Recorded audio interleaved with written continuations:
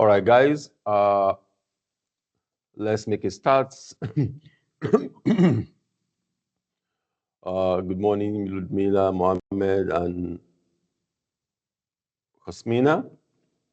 So again, I'm going to start with the assessment, and I have shared the assessment guide.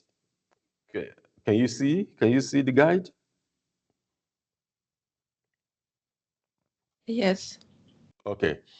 So the assessment for this module for this yes is one component, just a single component, uh, and the due date is already on the module. It is 3,000 words coursework, academic report, individual written coursework. As I said, the submission date has been written on the module. If you check the module, you will find the submission date there. Give me 1 second. I'm trying to see.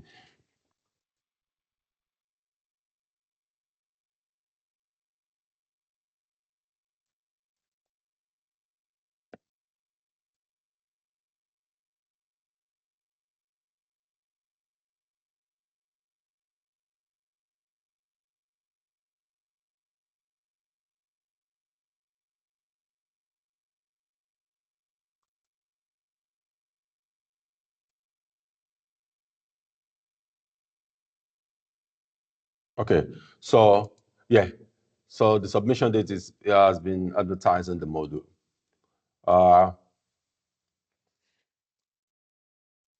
The assignment also comes with one case study, Nissan case study. So you are required to read that case study, which is going to help you. In fact, that is the case study that is going to signpost you to what you're going to be doing. The guides explain that you are a new consultant working for Bravo International Management Consultancy. And Bravo International Management Consultancy is a fictional consultancy firm. It means it doesn't exist anywhere.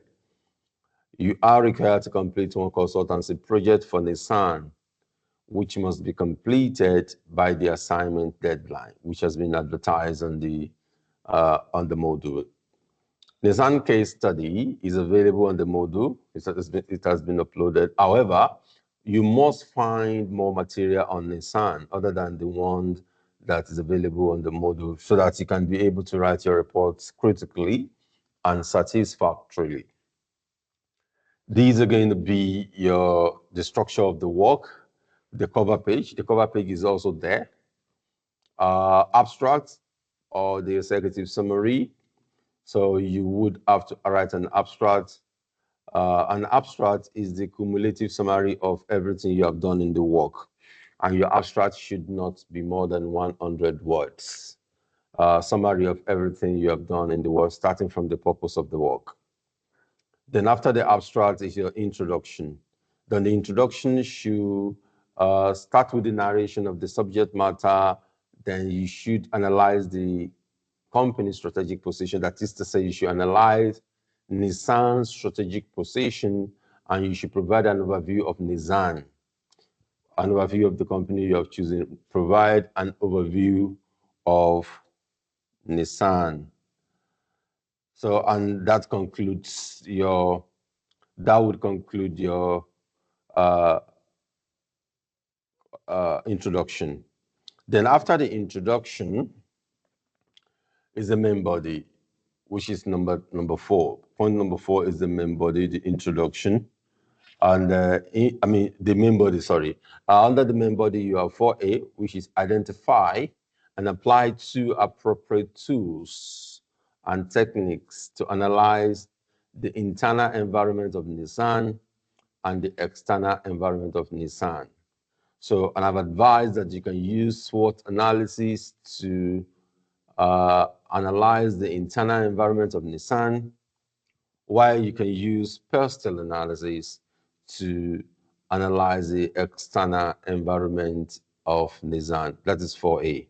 Then 4B, you are also required to analyze Nissan's strategic position And you should include the leadership of the company, communication, the culture and its ethics and value base, the company's position in the sector, that is Nizam's position in the automobile sector, automobile industry, and a critical evaluation of strength and limitation of the tools, techniques you have used. That is to say, the critical evaluation of the tools of SWOT and PESTEL. Then, following your analysis of the company's strategic position, following your analysis of Nissan's strategic position, you have been also asked to identify main issues. What are the main issues that you could advise the company to address? What are the main issues that you could advise the company Nissan to address? That's 4C. Then 5 comes recommendation. Based on your analysis, propose 3 recommendations for Nissan. Propose 3 recommendations for Nissan. Ensure that each recommendation is clear and as appropriate detail and is justified and is feasible in this context. And you should also, 5C, recommendation should refer to the leadership and communication strategy of Nissan, taking into account internal and external stakeholders. And you are also required to explain how Nissan would implement the recommendation you have put forward to support the changes in the strategic direction. And this will include analysis of leadership style. This must include reference to different leadership styles supported by theories, models, and/or evidence. Communicating the vision to the key stakeholder, leadership strategy, and impact on organization direction. So yesterday we discussed, 2 days ago we discussed those tools, and yesterday we discussed leadership. So we're going to continue in our discussion about leadership today. But do you have any question regarding the assessment? Any question?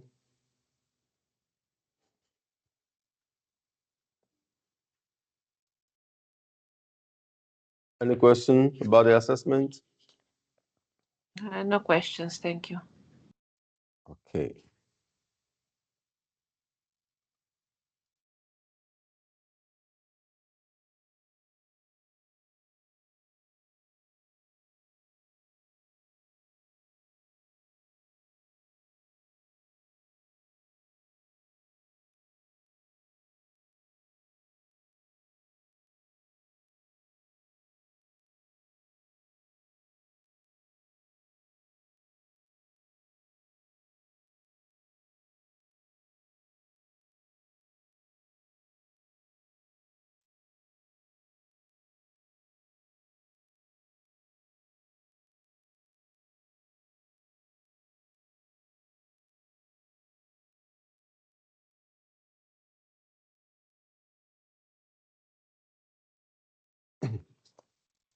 Okay, so can you see my slides?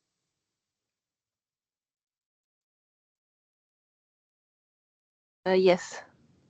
Okay, so we're going to continue with our leadership discussion.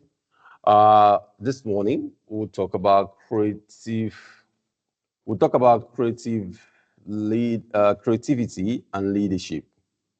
We'll talk about creativity and leadership.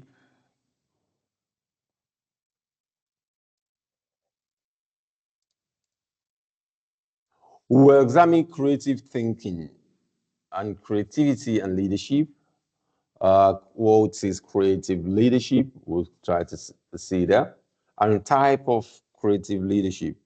We'll also look at tools and techniques for creative thinking, and we'll also look at management and managers and leaders, consulting and communication, communication and leadership, and we're going to see we should talk about the assessments, but we have started with that already. So we have started with the workshop on assessment already. So of course, I would also be very. We'll also talk about, of course, we'll talk about change as well. We'll talk about change, and as I said, if there is any question about the assessment, I will be very, very glad to answer that.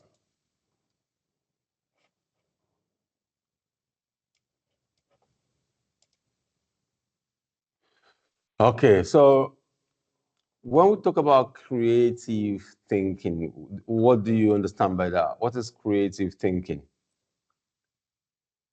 Any idea?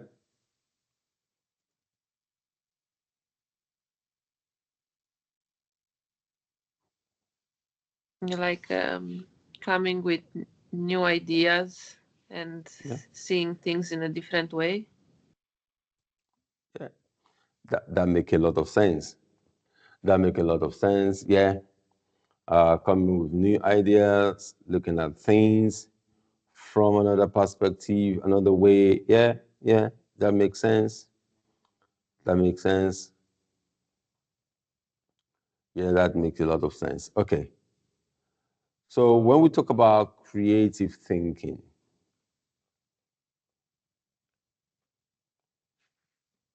it's all about developing innovative solutions to problems. Just as you rightly mentioned, that new ideas is about developing innovative solution to problem.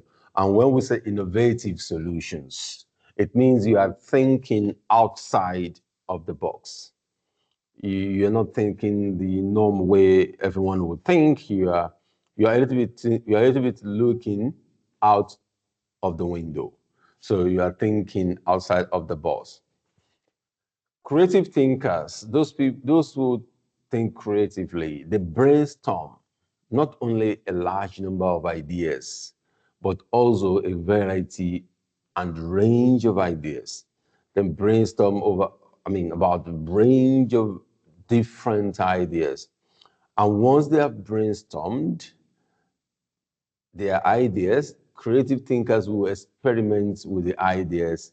Those ideas they have brainstormed, they have think about, they have those ideas they have birthed, they will bring them to life. They will start implementing them.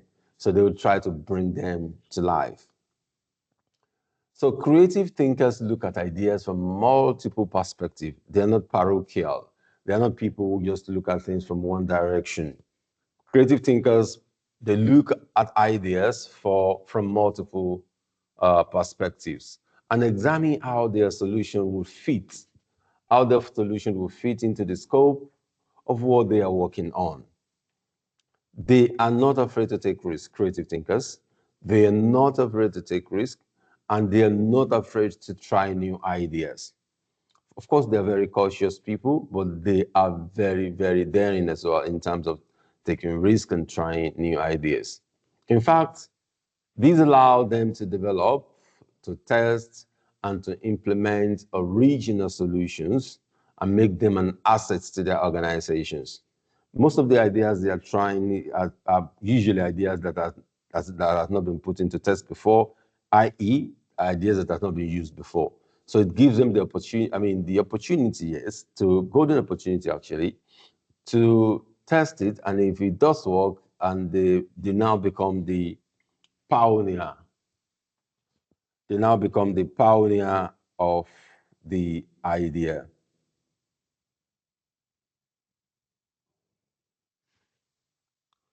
So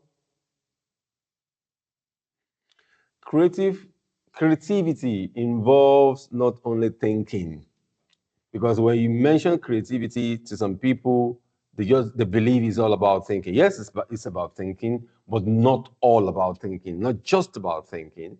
It's not only about thinking, but also producing what is perceived as novel, as new, in tangible and intangible ways. So it's not only about thinking, but it's also about producing what is perceived as new. And you're producing what is a new thing in tangible and intangible form.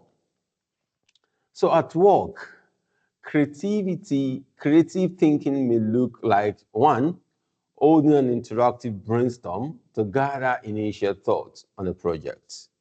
Now we're not trying to see how it looks in practice, Evaluating may also look like evaluating the current process and offering suggestions on how to improve it.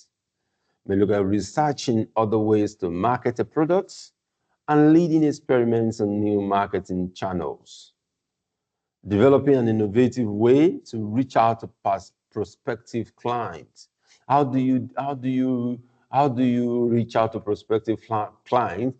I mean, not by not using the traditional way of reaching out to them. What are the innovative way of reaching out to prospective clients?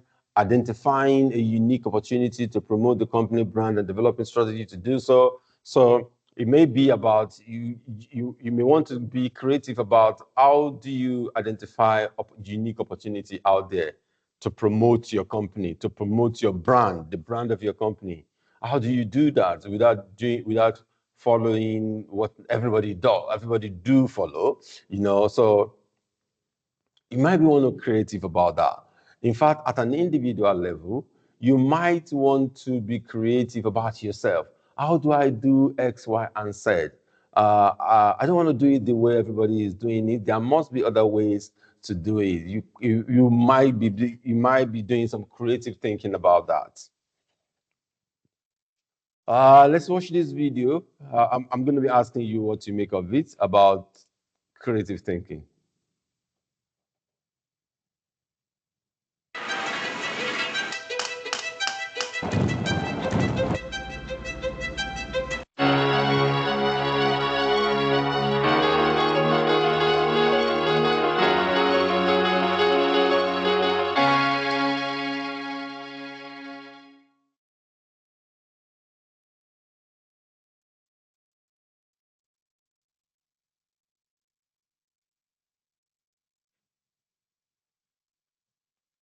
Sometimes easy meets difficult.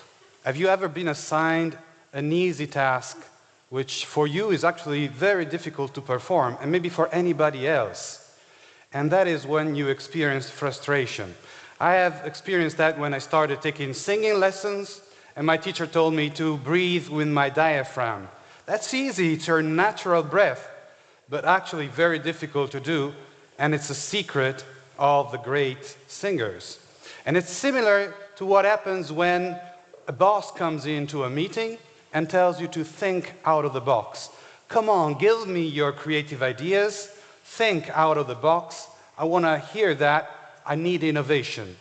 Easy, simple, but actually very hard to do. You need to practice. You need to know how to get out of the box, where to go, and how to come back inside the box, because that's where we live. We actually live inside our boxes.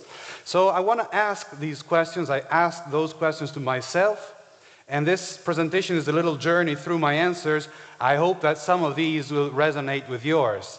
So the first thing is to ask why. Why should we really go out of the box?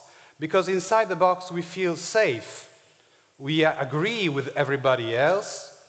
And when we go out, we risk our reputation. We worked so hard for a lifetime to build it up. Why should we risk it? Is this something which is a luxury that only a few people can do? Or is it really a necessity? So why? Think of our lives today. We are really part of a network. We are nodes in a network. We share information in real time. And we, in the end, all possess the same information. That's the end of it. And that is a scary thought.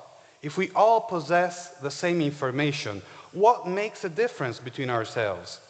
Where does our dignity as human beings lie? It really depends on what we generate with that common shared information. So to think creatively, to go out of the box, is not a luxury, it's a necessity for us and for our dignity as human beings. So which box are we talking about? We must have a clear definition so that we are really talking about something specific. It's not our mind. We cannot think out of our minds. It's a boundary within our minds, the boundary between what we know and what we haven't still or yet thought about. What is our mind? What is our knowledge structure? It's an emergent phenomenon out of a complex mechanism, which is the brain. We start with initial conditions, our genetic heritage. We have boundary conditions, the environment. We have indirect experience, years and years spent in school and university to learn what other people have thought, what other people have discovered, what other people have created. And then we have our own direct experience, our successes, our failures that really make what we are. All of this builds the ant hill within which we live, and we live very well in that. And whatever we think inside that ant hill, that box, we feel safe. Whatever is outside, it's invisible to us. We don't know what is outside.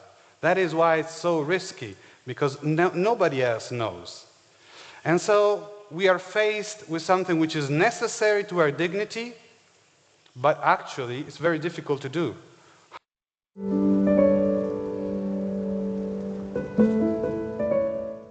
أحمد ما اختار هالكيكة وأكيد ما اختارها السهرة اختيارات كثيرة. How do we go out of the box? How do we do that? What are the mechanisms? Do we need to wait for an apple to fall on our heads? Or are there some specific techniques? Well, reality is out there for us to perceive it. It's beautiful. You see these flowers. And we have a lot of ideas, which is our convergent information, the dominant ideas. Whenever we need to think about an area, a focus area, we have ideas on how things should be.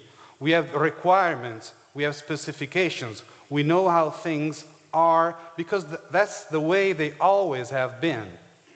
But if we want to go out of the box, we need to add something more, a little spice, something which goes beyond the convergent information, something wrong, something absurd, something which apparently is not relevant, something which takes us far. This is what we call divergent information. We need a little bit of that divergent information to cross the borders within our minds from what we know to what we haven't yet thought about.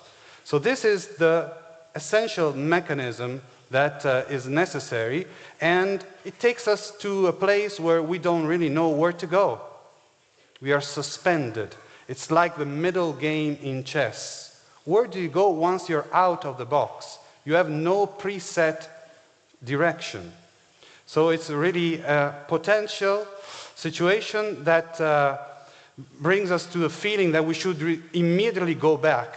This does not make any sense. Let's go back to a safe place. Let's go back inside the box. That's a temptation that we need to resist. We need to value long thinking. Normally we talk about brilliant thinking, fast thinking, deep thinking, but here we're talking about something different, long thinking. What does that mean? It's some thought that takes us far. It's as if you were reading poetry or listening to music.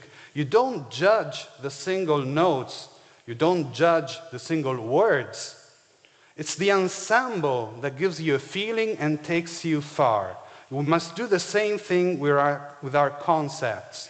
We need to go far. And so we can use association of ideas, combination of ideas, extraction of principles and application of those principles to areas where they were never applied before. We need to be open-minded. We need to be fluent. Look for alternatives and not for the correct answer. Because when you think creatively, there's no single correct answer. There are many possible alternatives. And suppose now that we are lucky, we land up upon a new idea in our travel, in the exploration out of the box. What is the value of that? How do we assess the value of a new idea? It's very difficult if it's really new, because you've never seen that before. Nobody else has seen that before. It's as if we landed on a new planet, totally undiscovered territory.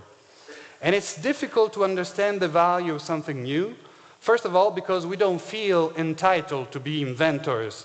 Who am I to be the generator of that new idea? And probably this has been thought about before. If this is correct, somebody else would have done it before me. These are all natural mechanisms with which we kill our own ideas. We have to resist that. We have to look for the match between the new idea and our initial drive, our initial focus, or evaluate the idea per se for its own value, and maybe see that that's something that solves another problem which was not yours. Serendipity happens all the time. We just need to have the eyes to see that, to notice the difference. Okay, but we are social animals. We live in an environment, so to think out of the box, bring in new ideas, is going to challenge that environment. When is it a good idea to challenge everybody around you in your working environment? You have a boss. You don't really want to upset him or her.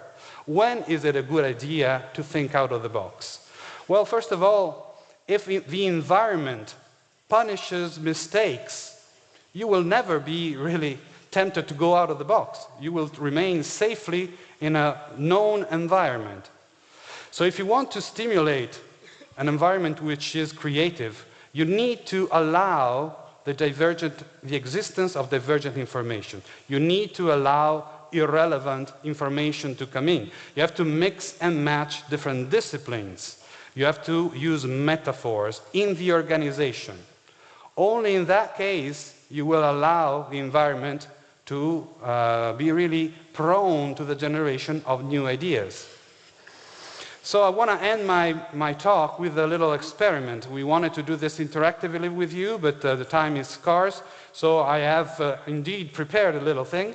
But if you believe me, and to be honest, this has been generated in the space of few minutes. The generation of ideas, this travel outside of the box, is something which happens very fast. So where should we experiment? Okay, let's say that we want to generate new ideas about TEDx conferences. We are here, so that's a focus area which is very clear to all of us. Now let's start from the convergent information about TEDx conferences. What is needed to make an excellent, good TEDx conference? Well, you need the brilliant speakers that will come up. You need an excellent theme. You need fast speaker-to-speaker transitions. You need grand settings. Okay, the list can go on, and all I'm saying is things that you already know. This is all convergent information. Safe, I'm not generating anything new. I'm inside the box. Now I want to go out, so I apply a divergent modifier to any of these convergent elements. Start from the last one, for example, the grand setting. So a divergent modifier, for example, is to exaggerate, bring it to the limit. So instead of thinking of a TEDx conference in a theater, think of a TEDx conference in a stadium. Does this make any sense? In a stadium. Very difficult to organize, even more difficult than in a theater. And how do you fill the place? How do you fill the stadium? It's too difficult. Doesn't make any sense. I'm tempted to reject that idea.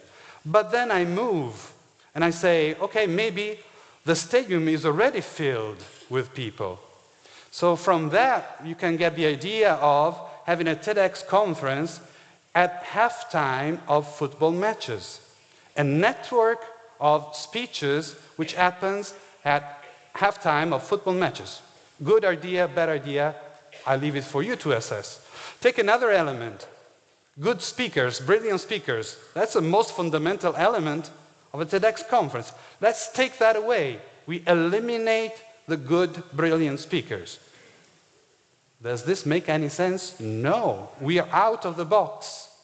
Does this lead to anything useful?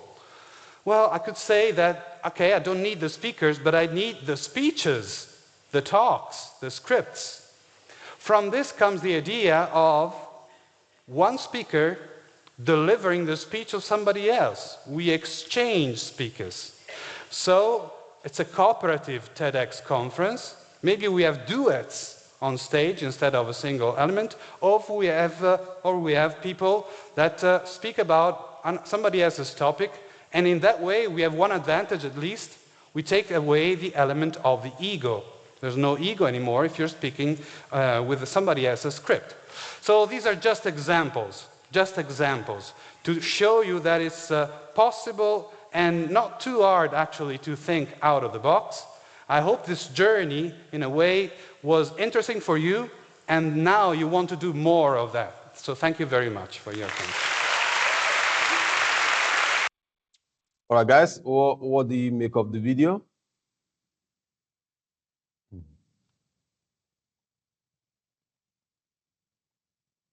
So basically, he's talking about how to get out of the box, that it takes practice and long thinking to generate fresh, unique ideas instead of just agreeing with what everyone else knows. Because basically, we all share the same information, but creativity comes from mixing ideas in new ways and exploring alternatives. Yes. Basically, like you have to look for something that, for example, was not applied before, an alternative, not for the correct answer. Fantastic. Thank you, Cosmina. Exactly, that is what he says. I'm now going to give you like 10 minutes. I need you to think about what does being creative, what is the benefit of being creative to an organization? The benefit of being creative to organization. I'm going to give you 10 minutes to think about that. Write your points down. After 10 minutes, we're going to discuss it. What are the benefits of being creative to an organization? Is that okay? Yes, thank you.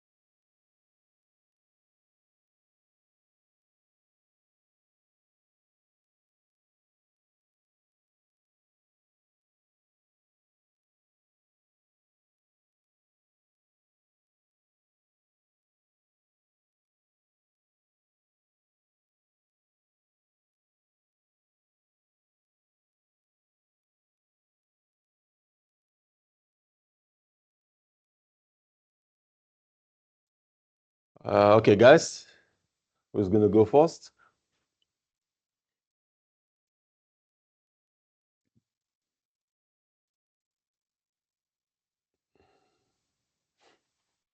Okay, I can start. Yeah. So being creative helps an organization grow and stay competitive. Mm-hmm. It allows the company to solve problems, develop innovative products and services, and adapt quickly to changes. Creativity also leads to more efficient processes and keeps employees motivated and engaged. Overall, it gives the organization a strong competitive advantage and helps it stands out from other companies. Mm. Yeah. Fantastic. Mohammed?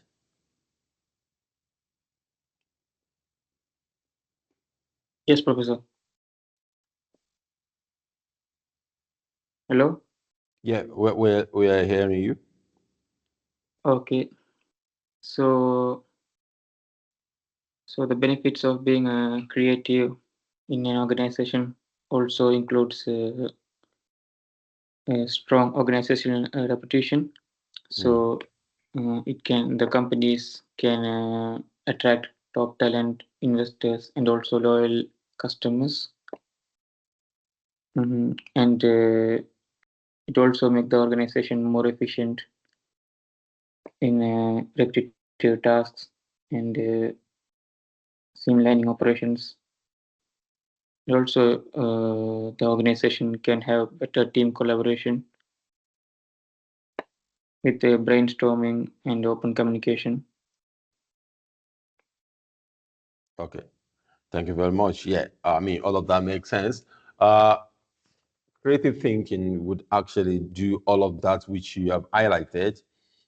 It also helps an organization to solve difficult problems very, very easily because it means you're thinking out of box, and it can also help organization to be more profitable because you are again going to be thinking out of box in terms of how to do things differently and more clinically. So let's move on to discuss creative leadership. Creative leadership.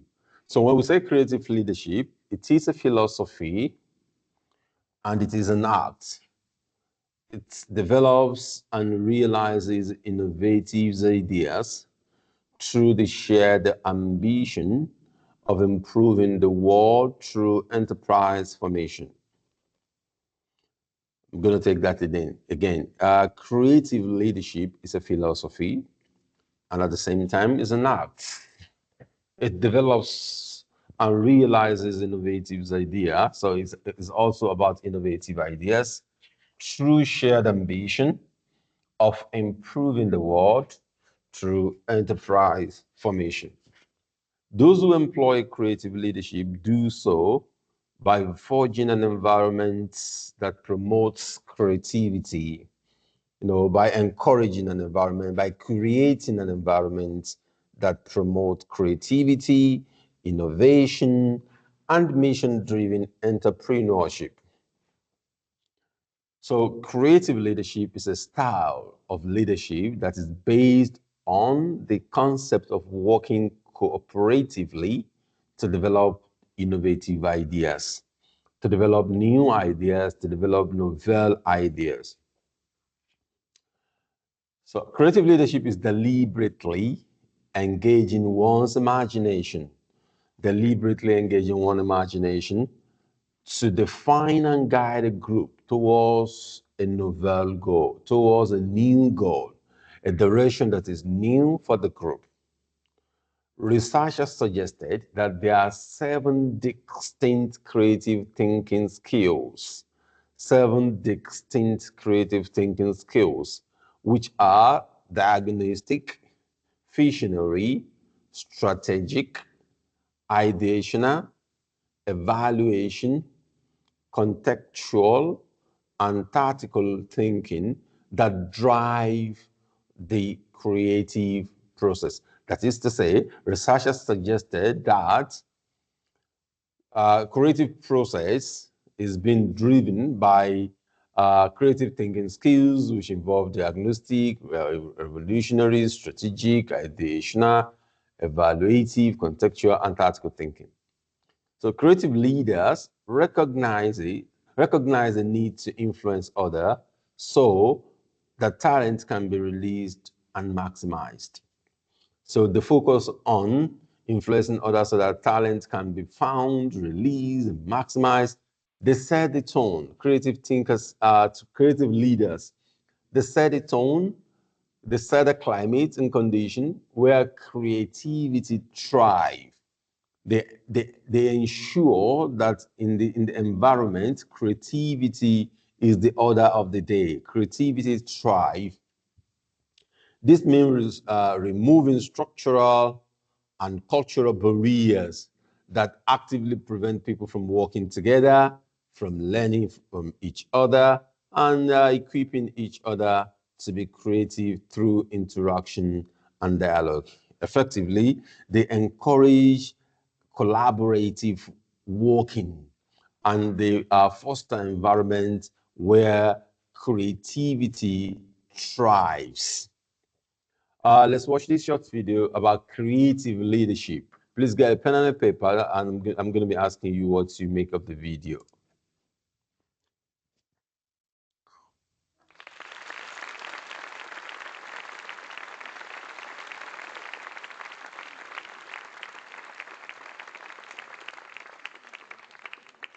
Hello. In the next 10 minutes, I'm going to share with you, I'm going to tell you 3 stories gained from leading highly creative teams and projects at the BBC over the last, believe it or not, I was there for 20 years. I am old. I'm going to share with you some highs. You know, I need to do that because otherwise I'm going to feel bad up here. But I'm also going to be brave and share some lows with you today. And I'm hoping that the stories I tell center around 3 very simple things, 3 what I call my 3 Ps, 3 areas of focus, will help you when you're tackling really difficult challenges and you need time for change. You need to make change happen. They'll help you to make those ideas into a reality. They'll give you a new way of facing those challenges. And also, I hope they'll be fun ways and give you some exciting and innovative ideas at the end of it. That's my goal. So my first story I'm going to share with you is all about patterns. Now, we all have patterns. I mean, that's obvious, isn't it? That's how we function. Our brains are pattern recognition systems. So we use them from a very young age to understand the world around us. The challenge for me, working at the BBC and working with the top of the organization, is that the higher up you go, the more patterns you have. And actually, the new comes from being able to break those patterns. It comes from you being able to look at things in a different way. Einstein said that if without being able to change our patterns of thinking, how can we solve the problems that we've created with today's patterns of thinking? That's the challenge, and that's the challenge we have in every profession we work in and whatever you are in the world. Now, this is the good story, and the bad one's coming next. Okay, the good story was I got my big break into program development when they asked me to help them with animal programs, so wildlife programs at the BBC, and they had a kind of slump, so program figures were falling. And I don't know if you know, but obviously for the BBC that's really important. Animal programs are one of our kind of unique selling points, the things that we pride ourselves on. So I was like, yeah, okay, let's do this. Now, I love data. Who doesn't love data? Okay. I love data because it opens doors that other people don't normally walk through. And I did this survey, and I was laughed at the BBC when I did this. I ran a survey, and I asked people, what are your favorite animals? And my colleagues at the BBC were like, silly. But I discovered something. I discovered that women love underwater animals. Come on, girls. You love a dolphin, don't you? Yeah? Starfish? Yeah? Seahorses, come on. I'm going to hit the right one at some point. Okay. Now, that key point led us to create Blue Planet. Do you know, I don't know if you know Blue Planet, but it was, for the BBC it was great because it was the biggest selling, and actually I think it's only just been knocked off the charts, top selling show or series the BBC made. So that was great, you know, managed to do that. So the reason that worked was because normally wildlife programs appeal to men. So by bringing in the women, we suddenly got a massive audience. So it broke conventions on lots of different ways. It broke conventions in the way that actually we had music written for women, so you didn't hear the kind of noises of the animals. We got so many complaints about that, so many complaints. And I'll talk to you about that a little bit more later. So it did that, and also the whole marketing was geared to women. It had, the storylines were more anthropomorphic. So Blue Planet did well. And what I'd say is that that was my good story, so there's a bad one coming next. But in terms of kind of my favorite definition of creativity is by Akoff and Vergara, and they say it's the ability to modify self-imposed constraints. It's your ability to break patterns. So when you're looking at anything, any project you're working on, any challenge you have, think to yourself, what do I always do? And then think to yourself, okay, look, you can even list them and think, what else could I do? What other door could you open that no one else has been through? So I'm now going to move on to my second story, which I told you is my bad one. So I want you to be kind and not laugh too much. Okay, so this is about people. You've noticed why they're 3 Ps, aren't you? Because the first one was about patterns, and this one's about people. So we know the power of networks. It's been well documented. We know that the Impressionist movement was in part thanks to the kind of the connections between different artists at that time. We know that Newton's scientific discoveries were helped by discussions with 25 other eminent scientists at the time. We even know that there's been a study that's been made that shows that the top acclaimed 20th century musicals on Broadway, like West Side Story, came from the interconnections between different social clusters at the time. So networks are important. What we also know is that actually it's the size of the network. Apparently we can only keep in our heads 50 ideas at a time of different people. So who is in your 50? That's one question. We know also it's linked to diversity. How diverse is your group? Or are they all like you? And the other area is the quality. So those 3 areas. Now, in terms of patterns, in terms of people, I'm forgetting it now because I'm worried about telling you this story. That's the truth.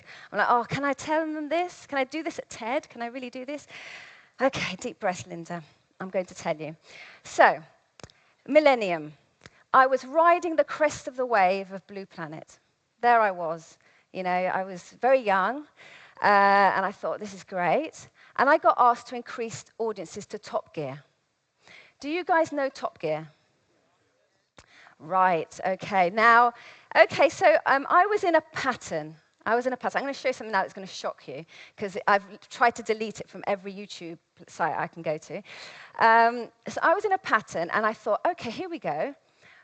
Male-skewed program, what do? I attract women. Yeah, kind of makes sense, doesn't it? Oh, dear. Should we have a look at what it was like?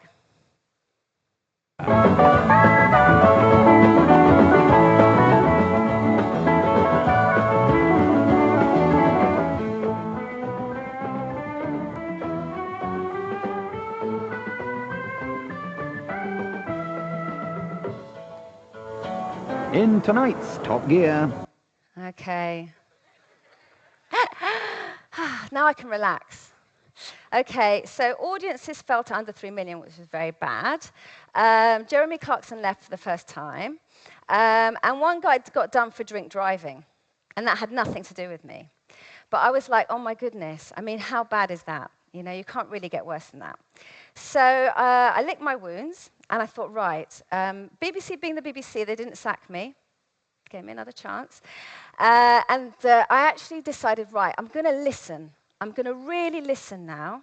And what I did was I took 20 producers and myself, and I went to spend a night, not myself with lots of men. I mean, like, that sounds wrong, doesn't it? I mean, I spent, it was before I got married, though. Anyway, that's an aside. But anyway, so we all went out, and we spent a night with a guy and his friends, and we went out, and we came back about a week later, and there were some amazing stories. Now, remember, this is the millennium, so it's not our time now, and guys came back with stories like this, that they would do things like dare themselves to close their eyes for as long as possible on motorways. They do. They did. Or turn their lights off in the dark when they're driving on country roads. Come on, there's always one that goes, I do that. Now, it was the millennium, and that's why I said that, because actually life was different to the way it is now. These guys were a little bit bored. You know, they wanted a thrill, didn't they? So it led to one of our biggest insights and a huge range of very successful programs for men, including the relaunch of Top Gear, through one insight, which was, how can we give men a roller coaster ride on TV? That was the insight from that. So, you know, I learned a very tough lesson that time. I mean, I did redeem myself, to be fair. You know, it did work out in the end, but I learned that I really need to share my ideas with people. Talk to people, listen. So I'd say to you, who is in your network? Who is in your network? How can they help to champion your ideas as well as challenge them and help you develop them and make them successful? Right, so that's my second story. So that was the good and the bad. This one's the important. Okay. This one's around purpose. So my final story centers on purpose. Now, it's very important for many reasons, but I'm going to share with you in a second how the BBC pulled off its biggest ever event at the same time as moving 3,500 staff to Salford. So that's in the north. So we're in London. A lot of the news and sports people were in London, and they were being asked to move to Salford. I don't know if any of you know, but that wasn't going down well in the BBC or outside of the BBC. So it was a very tough call. But I'll explain that in a second. So let's talk a little bit about purpose. Why is it so important? The fact is, when you guys walk out of here and come up with an idea and want to make it into reality, if it truly is different, people are going to disagree with you. They're going to stop you. They're going to say, it doesn't fit with our world, it's not right, it doesn't fit with our patterns. So it requires determination, and it requires tenacity. And I believe, and I've seen it working with people now for a long time, that if you believe in that idea, if it has purpose and meaning to you, then you know what that is, and you can really sort of say what that is, and you can share it, other people will believe in it too, and they'll make it happen. And the way we now know that the brain operates to support this, and I'll explain just very briefly, because I'm not a neuroscientist. Say that straight away, I'm not, but I do love anything to do with the brain. And it works by the brain has three parts working at the same time. To switch on the ideas which actually come behind your right temporal lobe from here, to switch on this bit, requires your salience network, which is here, to light up when something is emotional and resonates with you. So that's the first thing. And the second thing is this bit needs to close down. The prefrontal cortex is to quieten down. So it needs to be, the idea needs to be simple, firstly, and secondly, it needs to be relevant or emotional for that to work. So it needs to be simple and emotional. And the best example I can show of this, and show you in a second, was the BBC's coverage of the Digital Olympics in 2012. So as I said, they were doing two things. They were doing the 2012 Olympics and moving people. And they came up with an idea which was simple. So the idea was, we are going to record every sport from every location every day. That's a lot. That's a lot for the Olympics. And the relevance bit was, you can watch it, we're going to make sure that our audience can watch it on whatever piece of glass they choose. And the reason that was so special and had such meaning, those two things, in terms of being very simple idea, we knew we had to record everything. We knew that as staff and producers. and it was on every piece of glass, it was that wonderful moment where you had a kind of aligning of the stars. You had a massive event with lots of content, and we all had our smartphones and more mobile devices.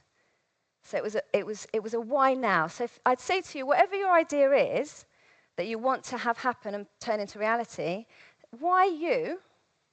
Why should you be doing this, and why now? I'm going to show the team that's just going to talk through what that was like for them doing the Olympics. Short clip. This summer, the greatest show on earth arrived in London.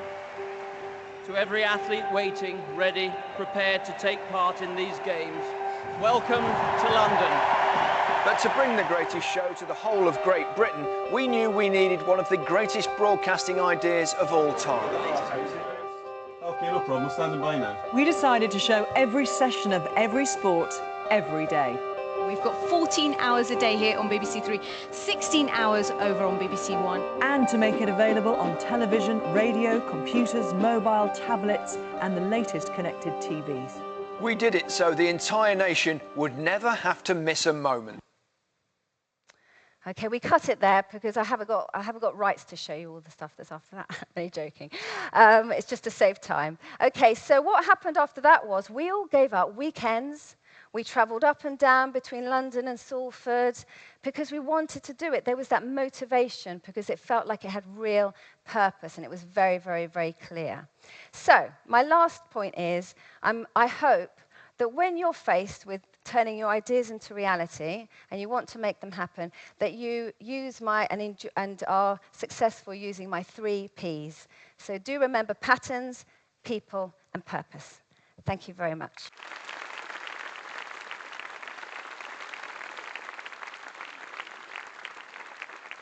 All right, guys, anything you make from the video?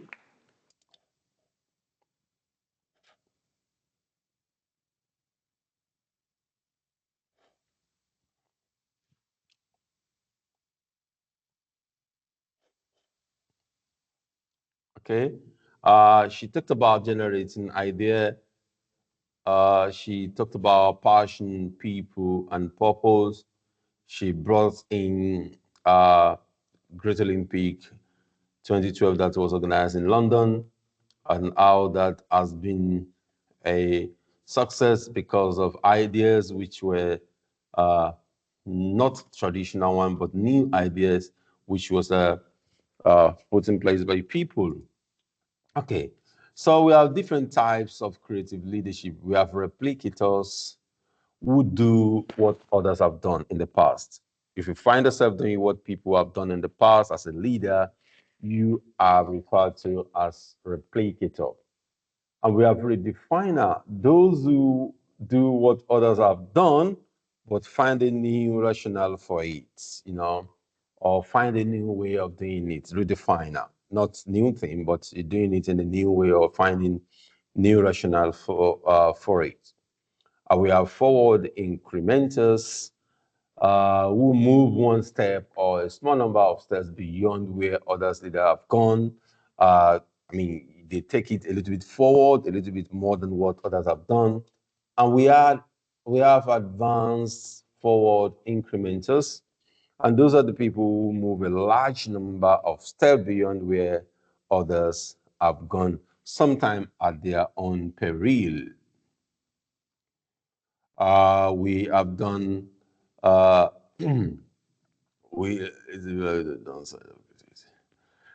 so we've done the benefits of creativity the other time, if you recall. Now, what are the downside of creativity? Don't do this, the benefits. What are the downside of creativity? And if you want to, can you relate how this downside can affect people's life? We're going to give you like 5-10 minutes to do that. What are the downsides of creativity? Is that okay? Yes, thank you.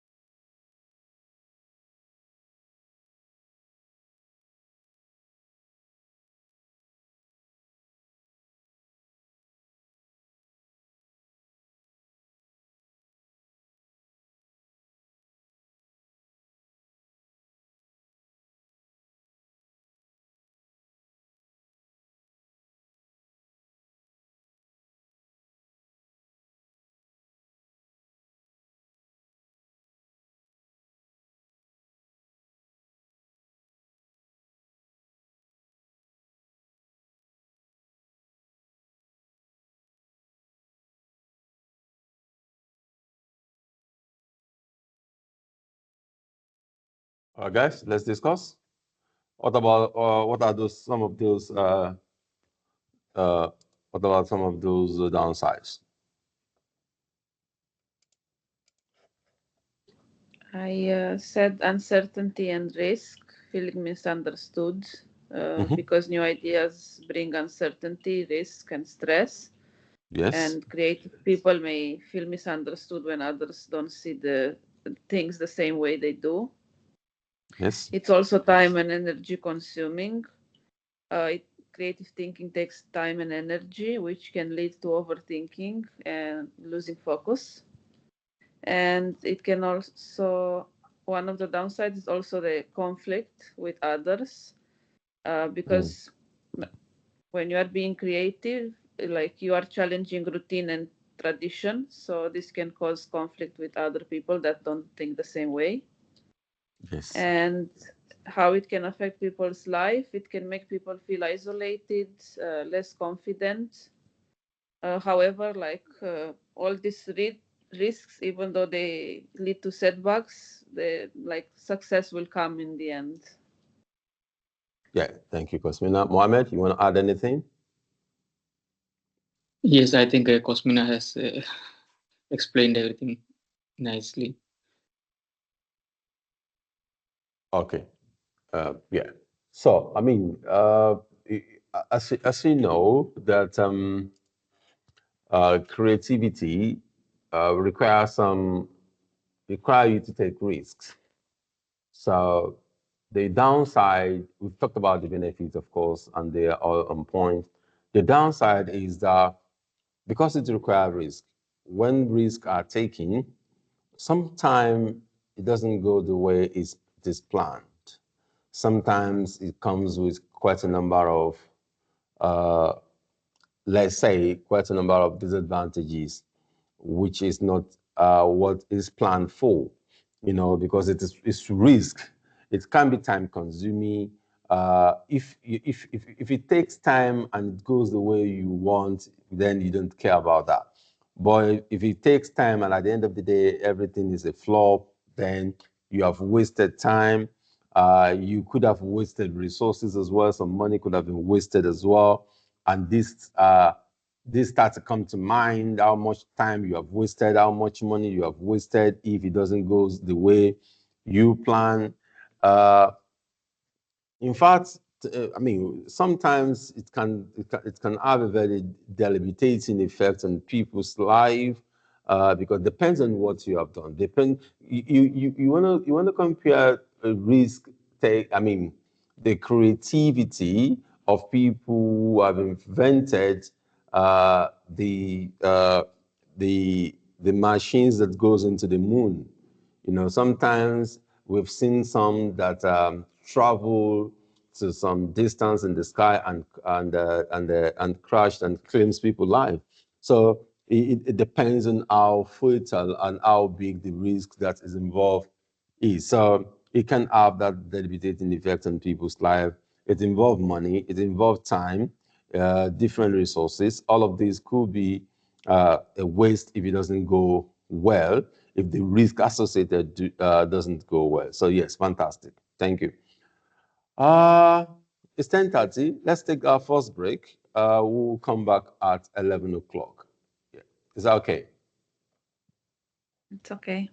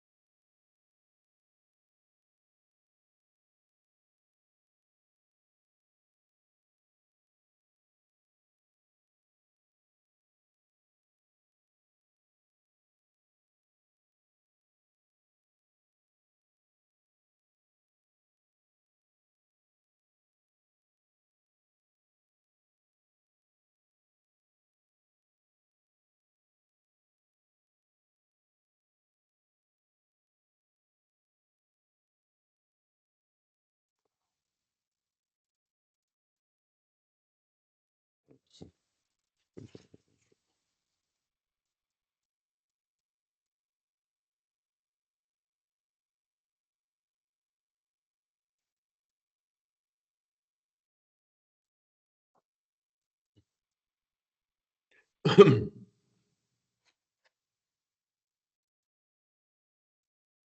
right, guys, welcome back. Let's continue.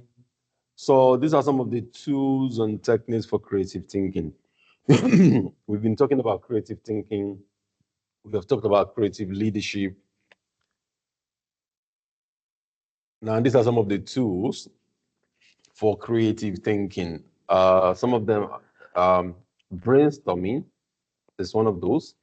6 thinking arts, lateral thinking, random word generation, storyboarding, brain writing, metaphorical thinking, mind mapping, and brain shifter. So let's look at them.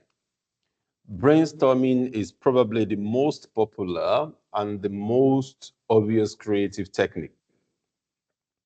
It is a problem-solving method that involves spontaneous contribution of creative ideas and solutions. This technique requires intensive freewheeling discussion in which every member of the group is encouraged to think aloud and suggest as many ideas as possible based on their diverse knowledge.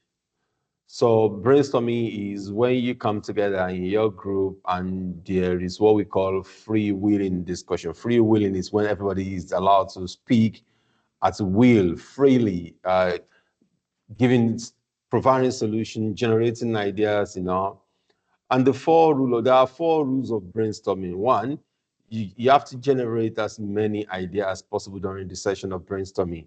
So the idea is to generate many ideas. Criticizing ideas are not allowed, because if you start criticizing people for the idea they bring forth, they might just you might just find people not want to generate any idea because they know it could be criticized for not being good enough. So criticizing is not allowed because criticizing is not allowed. People are going to be free to generate as much idea as possible, and that is what you're trying to do. Wild and ambitious idea are welcome. No idea is too wild or too ambitious. You're just allowed to give any idea, however wide or ambitious. And people are encouraged to build on others' ideas. So when somebody says something, you're allowed to build on another person's idea. So brainstorming allows people to think freely, encourages open and ongoing collaboration, and helps generate new ideas quickly, and foster stronger and better team. That is brainstorming. Some of the benefits of brainstorming is that you have as many ideas as possible. You have a lot of alternatives. You have a lot of alternatives, even though all of the idea generated during brainstorming, all of them may not be useful, but again, the aim is to generate more ideas so that you can then pick useful ones from them. The next one is tool and a 6 thinking arts. This was created by Edward de Bono, and it is a way of investigating an issue from a different perspective. But a clear and conflict-free way. It can be used by individuals or group to move outside habitual ways of thinking, try out different approaches, and then think constructively about how to move forward. Thinking arts techniques gets you to look at a problem in 6 different ways. To look at problems in 6 different ways. It takes you and your team beyond any instinctive positions so that you explore a range of perspectives. That way you can carefully consider each one without having to argue your case or make snap decisions. about what is right or about what is wrong. By the time you've tried all 6 arts, you should have a rich collection of insights that will help you to decide your next step. And these are the arts. You can see the 6 arts. We have facts, we have creativity, we have benefits, we have cautions, we have feelings, we have process. And they come in different colors. If you look at them, you will realize that they come in different colors. The blue art is called the conductor's arts. The blue art is called the conductor's art. When you or your team are in blue art mode, you focus on controlling your thinking and managing the decision-making process. You have an agenda, ask for summaries, and reach conclusion. Then the green art is also called creative arts. The green art represents creative thinking. When you're wearing the green art, you explore a range of different ideas and possible ways forward. The red arts is also called the arts for the arts. This art represents feelings and instincts. When you are engaged in this type of thinking, you can express your feelings without having to justify them logically. And the yellow arts is also called the optimist arts. With yellow art, thinking, with yellow art thinking, you look at issues in the most positive light possible. You look at issues in the most positive light possible. You accentuate the benefit, you highlight the benefit, and you and the added value that could come from the idea. So the yellow art basically encourages you to be optimist. And the black arts is also called the judge arts. This art is about being cautious and assessing risks. You employ critical judgments and explain exactly why you have concern. And finally, the white arts is also called the factual arts. The white art represents information gathering, thinking about the knowledge and insights that you have collected already, but also the information you're missing and where you can go to get the information that is missing. So these are various responsibility roles of different arts. And there are so much benefit. There are many benefits of these 6 thinking arts. 6 thinking arts. It improves creativity. It gets you to step away from your default position and approaches, and comparing or combining different perspectives can sometimes spark novel thoughts, new thoughts. Better thinking skills is a great way to strengthen important skills, such as curiosity and critical thinking. It also enhances personal skills. It encourages you to practice listening, questioning, and answering too. It enhances these 3 important skills. Listening, listening skill is absolutely important. It enhances your listening skills, questioning, and answering skills. So it can also make you more persuasive, better at spotting when others need support, and more confident to resolve conflicts when they arise. So it also enhances greater inclusivity in teams. It requires people to set aside any preconceptions and to focus on seeing things from the same perspective, at least for a while. At least for a while. Debates still happen. There's no doubt about that. Debates still happen. But it is based on shared understanding, which can help everyone to feel included in the group. So that's about 6 arts thinking. The next one is lateral thinking. Lateral thinking is a structured approach for thinking differently. It involves looking at your situation in different ways. It allows situation or problem to be re-examined from a much more creative point of view. Lateral thinking opens up a world of possibility, a whole world of possibility, and helps you to look at. Lateral thinking helps you to look at the bigger picture. You know, it helps you to consider and look at the bigger picture. Think more, think differently, think radically. That's about lateral thinking. It allows you to think more, allows you to think differently, and allows you to think radically. Lateral thinking breaks existing pattern and change paradigms. It generates more ideas and develop fresh thinking, and it helps us to solve challenging problems in new and different ways. So it's about thinking outside of the box. You can see the thinking outside the box, idea, inspiration, perspective, smart, brainstorming, imagination, logic, problem solving, mindsets, unusual, unconventional thinking, creativity, different. So lateral thinking allows you to think outside of the box. This is the image of lateral thinking.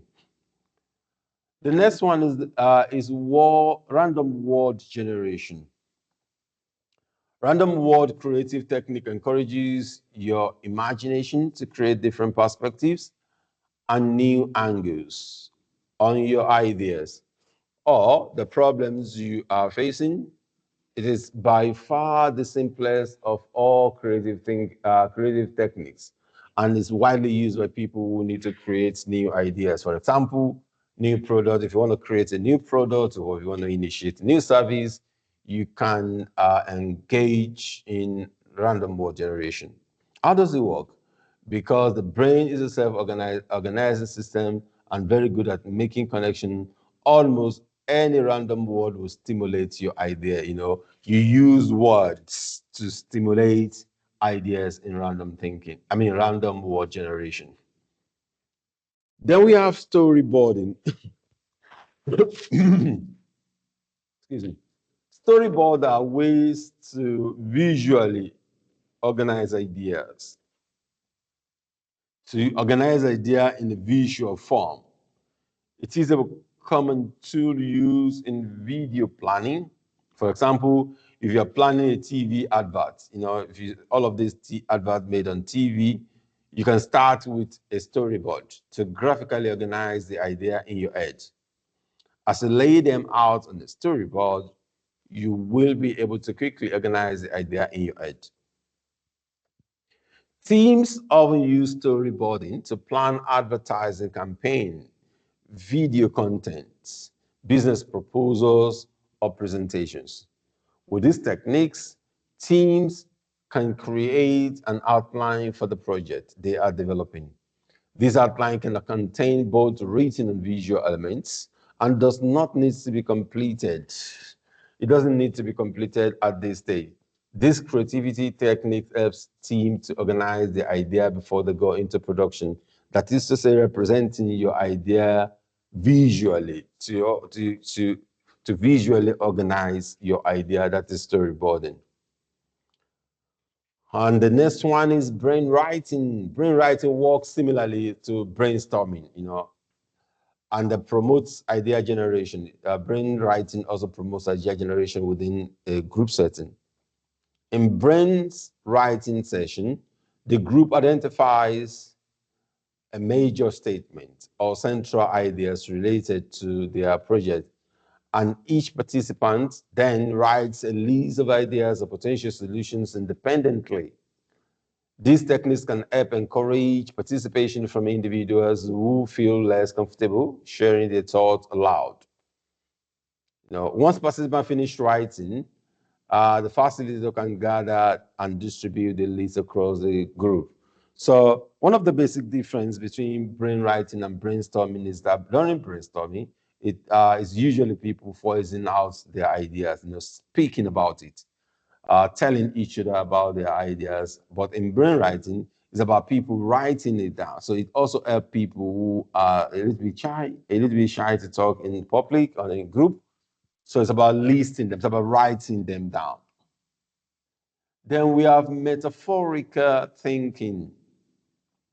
We have metaphorical thinking, which is a substitution mental process in which implicit comparisons are made between qualities of objects which are usually considered in separate classifications. Metaphors compare two or more things and can be literal and conceptual. For example, a map may serve as a metaphor for a place because it represents that place. Individual can use metaphor to draw connection between concepts and generate ideas based on them. They can also use metaphor to make abstract concepts more tangible. For example, a team may use metaphorical thinking to compare its business to a flower. The business acts as a plant because it needs time, attention, and careful maintenance to grow. If you compare business to a plant, when you plant a plant, you need to carefully nurture it, water it, and it needs time to grow. So if you can compare that to a business as well, that needs to be nurtured, it needs time, it needs attention, it needs careful maintenance to grow. By making these comparisons, the team can think of activities they can perform to help the business grow. Then mind mapping. And then we have mind mapping. Mind maps was developed by Tony Buzan. They are an effective technique of structuring information and note-taking. With mind mapping, groups write a problem statement in the center of a whiteboard or a piece of paper. It could be a piece of paper, it doesn't have to be whiteboard all the time. Next, they add related concepts or solution in the area surrounding the problem statement and drawing lines between them to note connections. Mind maps are also useful during the brainstorming section. You can, yes. To make a mind map, start in the center of the board with the main idea, and then invite your team and work in all directions, producing a growing and organized structure using key words, phrase, and key image and video, and people can then draw lines to represent their contribution. Then the final one is the brain shifter. Brain shifter is one of the creative techniques that is similar to mind mapping, but you should act as if you were someone else. You act as if you are not the one, you are someone else. The purpose is to create a new idea that you never thought about before. Get into the character by changing your mindset and try to think like another person. For example, imagine you are a doctor, or you are a lawyer, or you are a kid. Or why not a Batman? You are a Batman. Start to write your idea on the post-it, thinking as a superhero. If you use the method in the group, you can give the role to each other before the session. So if you think that if you put yourself in another person, if you act as if you are someone else, brain shifter, then it is assumed that you would be able to formulate and generate a number of good ideas. The first activities we are going to look at is which of these tools that we have examined is the most appropriate tool and why. I'm going to give you 10 minutes to think about that so you can tell me which of these tools that we have looked at is the most important, is the most appropriate, is the best tool, and why. So I'm going to give you like 10 minutes to do that, like 11:20, we'll discuss that. Yeah?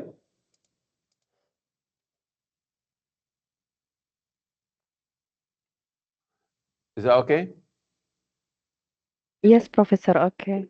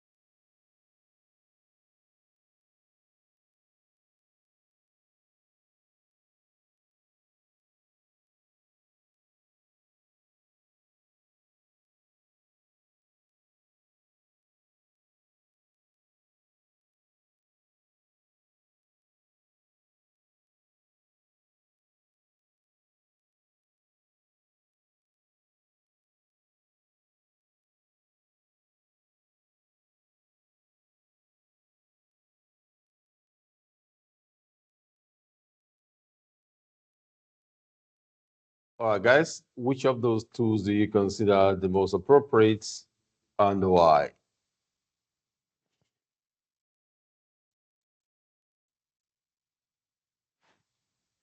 I thought about the brain writing. Okay. Because it gives everyone a chance to contribute, and this way, like quieter or less confident people, they can still have a chance to share their ideas. Okay, writing. Okay. All right. What about others? For me, the brainstorming. Okay. Because for brainstorming, it doesn't need training like the other tools, and this will let the employees share ideas quickly and freely. And also, the most important thing when we do the brainstorming, we are taking ideas from different people. As an example, for example, let's say that here in Ministry of Education, in my department, includes in education. We are taking different experience and skills. For example, sometimes the solution come from someone who have special knowledge that others doesn't. So let's say that we suggest an idea that sounds perfect, but another employee can explain why this will not work because of he know a detail that we don't know. For example, let's say that we have something related to technology and the employee includes in education doesn't know about technology. So this person maybe he have a skill of IT or as a hobby and he will tell us why it's not working. Absolutely. Okay, thank you. Mohammed, you want to add anything?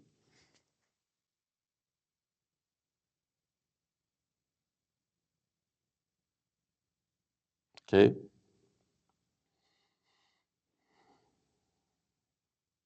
All right. Thank you. Let's go into the next activity, which is how can leaders develop and promote creativity in organization? How do you think leaders can develop and promote creativity in organization? I'm going to give you 10 minutes to organize your thought and answer as well. So 10 minutes, yeah?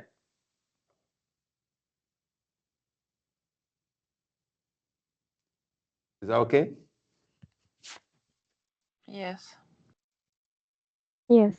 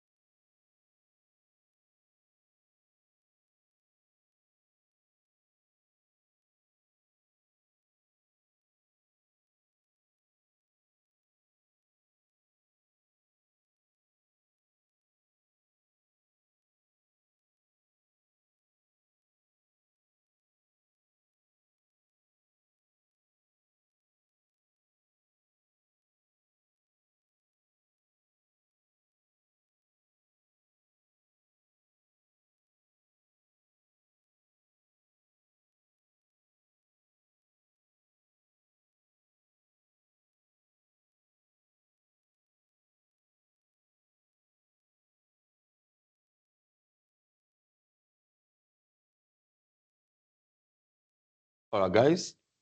So how can leaders develop and promote creativity in organization?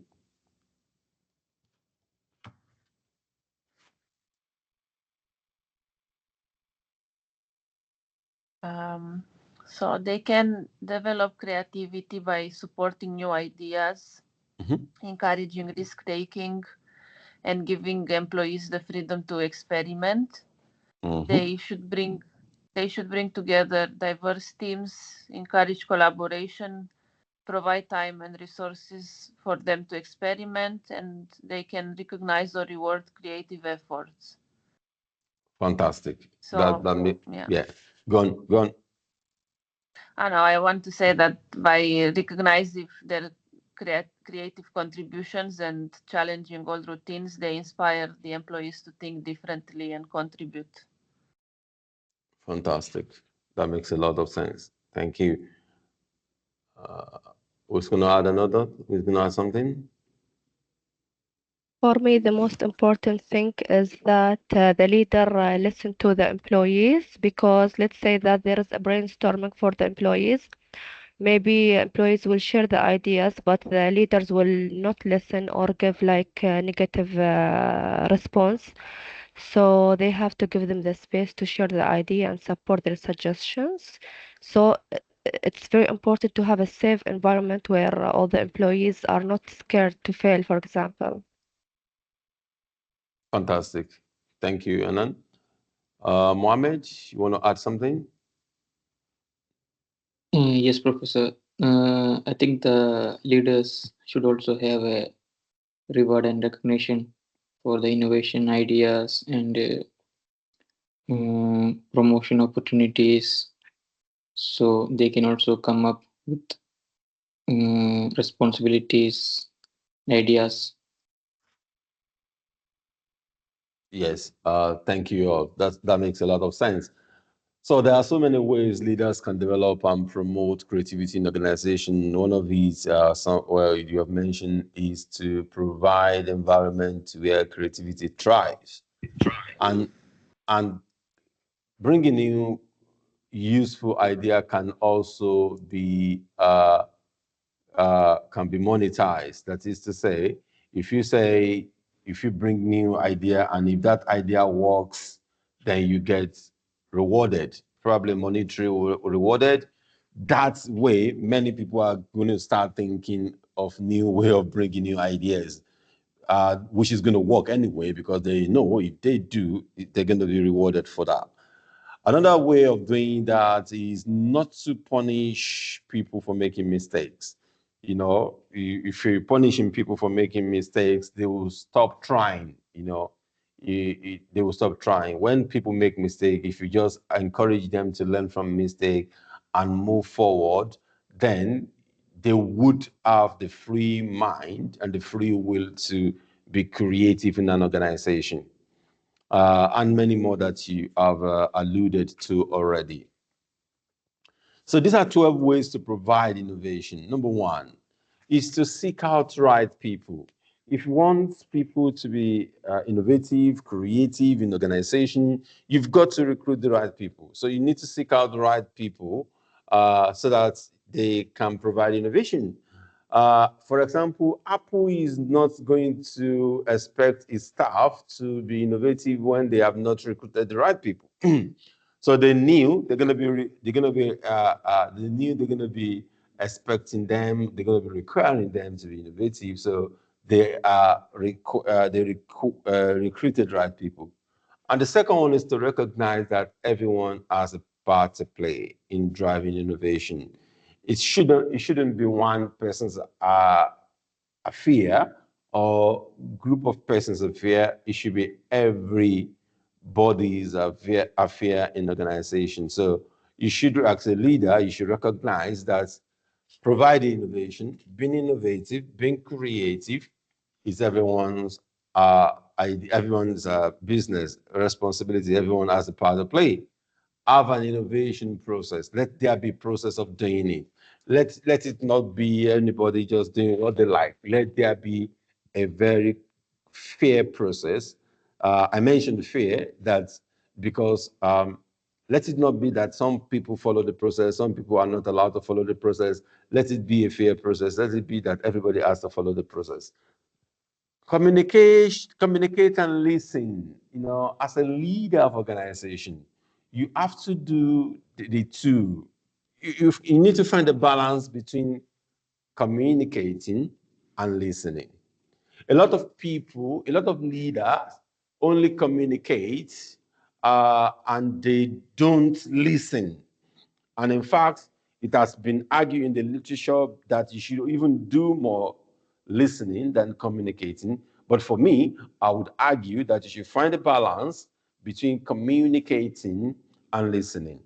Because if you are a leader that only communicates and don't listen at all, or don't listen enough, you will not be you will not find your you not find your subordinate, your employee, you not find them creative.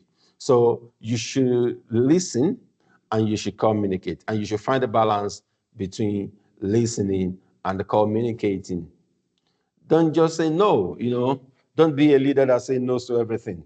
This no, that no. Don't be a leader, because if you keep saying no, you know, there will be a time that your subordinate will not even come to you for any creative or innovative idea again, because they already know you're going to say no, you know. They know you're going to say no. So they just help you by not coming to you at all, because they already know you're going to turn them down. So don't just say no to everything. Even if you're going to say no, you know, let them see reason why it is no. Let them see reason why they should upgrade their idea, or what they should, whether they should enhance what they have brought to you. You know, there are different ways to say it. So don't just say no. Say no with reason, and let your reason be reasonable, if you like. Think strategically and keep your radar on. Think strategically and keep your radar on. I mean, thinking strategically requires you to be thinking, to be looking into the future of what you're doing in your organization, and saying what the future is likely to request. So, and that will then helps you. That will help you in terms of being innovative and creative to meet that future needs. And number 7, look for collaboration opportunity. I mean, many times you need to collaborate. You know, most especially we live in a dynamic environment now where things keep changing. So there might be some collaborative opportunity out there. If you're not looking, you're not getting. So it is important that you look for collaboration opportunity, which is going to make your organization more successful. And number 8, make sure efforts are valued and rewarded. This is absolutely important. You know, I started off by saying being innovative should be monetized, because people tend to put more effort into anything that will fetch them money. So when you make sure creative effort are valued and rewarded, for example, if you bring a very good creative idea or innovative idea, which is good, and for example, you are rewarded with, let's say, $5,000 or $2,000 or even $1,000, even $500, you know, people tend to look at it and say, okay, this is a way of earning extra money. All I need to do is to come up with a very brilliant idea, and people start to engage themselves in some form of creative thinking, because they're not doing creative thinking for fun of it now. They are doing that creative thinking for money, and they know the money is going to come anyway. So, and in an event where it is not monetized, where you cannot reward it, always recognize it, always value it, and always reward it. If it is not with money, with something else, you can at least you can reward with thank you. You know, this is absolutely fantastic. Thank you very much. And you can do that. You can do some other non-monetary reward. For example, if an employee come up with a very, very innovative idea, you could say your holiday is 25 days a year, but this is absolutely fantastic. We're going to be adding 2 extra days to that. So instead of you taking 25 days next year or this year, you're going to be taking 27 days because this idea you have put forward is innovative and is absolutely fantastic. That is reward. That is value, and where you cannot do that, where you cannot give any reward, nothing stops you from saying thank you to whoever has come up with brilliant idea, so that serves as as an impetus for them to do more. Don't scare away innovation. You can scare away innovation by punishing people when they make mistakes. People don't. Many people don't come up with good idea at a goal. They try it. They see if it's going to work. If it does work, it becomes a very valuable idea and innovative idea, and it's important and useful for organization. If it doesn't work, they have made mistakes. It doesn't work. Don't punish them, because if you punish them, you will scare away innovation. They will not try again. And to be innovative requires a lot of tries, So if you punish them once they make a mistake, they don't try again because they know you're going to punish them. So it's going to scare them away. So don't punish for mistakes they made. You would only advise, so that when they make mistakes, you can advise them to learn from their mistake and try again. And this time around, make sure you do better. Encourage. If you don't encourage, you will scare away. If you don't reward, you will scare away innovation. And number 10 is be open to small scale experiments. When people comes up with idea is not on its own would not do anything. When people conceive idea, they need to try it. So be open to those small experiments, to try ideas that people have come up with in organizations, so that you can then be sure which one works and which one don't. Learn from people both inside and outside of the organization. Nobody is an island of knowledge. Even if you are the leader of the organization, you are the manager, you are the GM, that does not mean you are the most knowledgeable. Of course, there are some things you have expertise on. That is why you are the leader. But people under you also know some things that you don't know. So be open to learning from people both within the organization and outside of the organization. Don't neglect social media, most especially in these days and age. Don't neglect social media. Everything tends to happen on social media. Unfortunately, yes, everything tends to happen on social media. So don't neglect the power of social media in terms of being innovation and being creative. Any question up to these points? No. Okay, guys, as we normally do, it's 12 o'clock. We will take our lunch break now for 1 hour, then we will come back at 1 o'clock. Is that okay? Yes. So see you at 1. Okay, Professor, thank you. See you at 1 o'clock.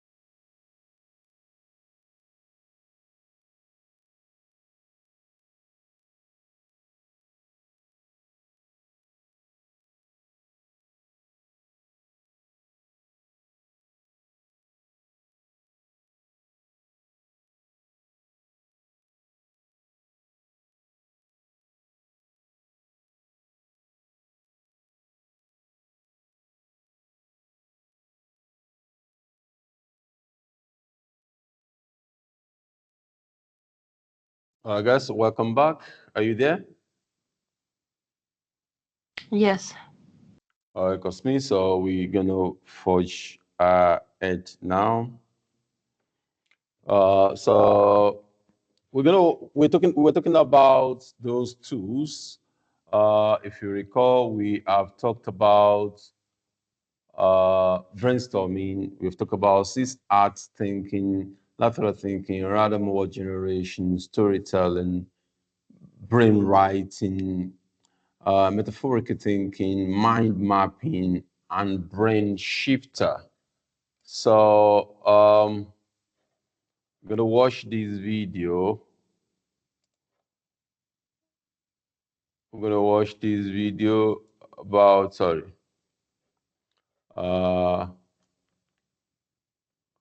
what did I do?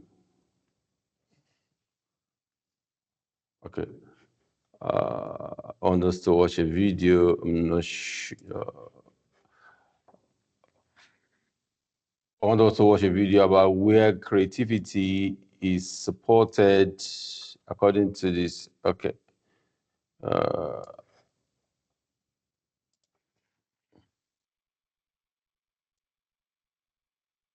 Okay, I'm going to show you that now. I'll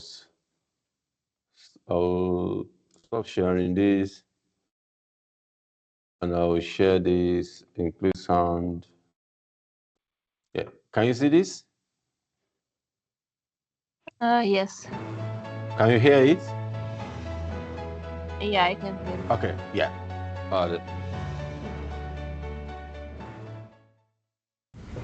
This is 29th of November 2019, second time, I apologise.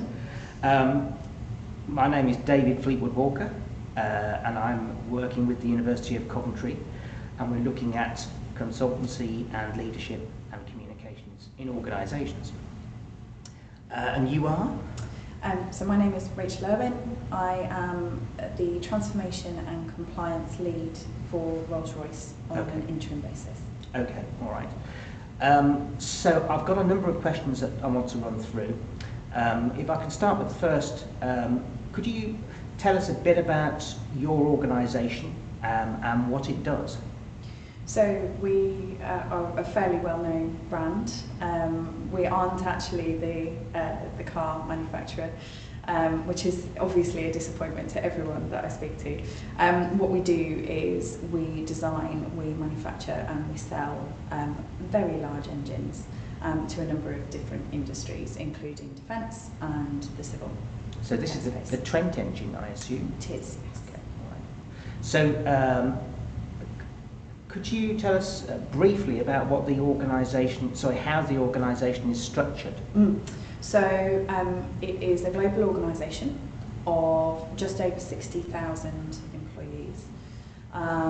We are split currently into an organisational structure which is linked to business, to our core businesses or our business units. So we currently are structured with defence, civil and innovation as our main streams, with a business services function, a large business services function, both insourced and outsourced, sat underneath and feeding up into those business units. That's a recent change actually that only went into or moved into practicing in October, November of 2018, where we moved from a regional structure where there was much more interaction and intact teams from a leadership and technical perspective in region, as opposed to aligned to businesses. But in order for us to better understand our customers globally and provide consistency and ensure governance, we decided to shift. Okay. So can I ask you to tell us about the current and potential future? Let me start that one again. What can you tell us about current and potential future issues that the organisation is facing? So I'm sure in the news people will have seen some of the challenges that we have around the Trent 1000 engine. That's an ongoing technical challenge which is being faced into very strongly, actually, by our technical and leadership teams. There are a number of more extraneous challenges that I think every business will be experiencing, particularly one as large as ours. The core challenges, I would say, are going to be embedding that change of structure, because it's still very, very new, and there are still a number of processes and behaviours that need to shift in order for us to see the positive impact of that every day. The age-old war for talent, we are fishing in a very, very underpopulated pool from an engineering perspective, particularly when looking at diversity and inclusion aspects. And we are up against some pretty stiff competition. We are a very recognisable brand, but because of the size and scale of what we do, yes, the speed at which we can work and the length of projects is much slower and much larger than other organisations, which, if you look at employee trends at the moment, particularly in the engineering or digital space, isn't always a direct match between what candidates are looking to do and how long we would want them to be with us for. So finding the right talent and then keeping them for long enough and maximising their potential, I think, are kind of the talent streams. And then finally, in terms of delivering to our customers, it's not just understanding our customers, which I think our businesses do a fantastic job of. The level of interaction, dialogue, understanding is phenomenal. It's about how do we as a business services organisation ensure that those businesses have what they need in order to deliver to our customer.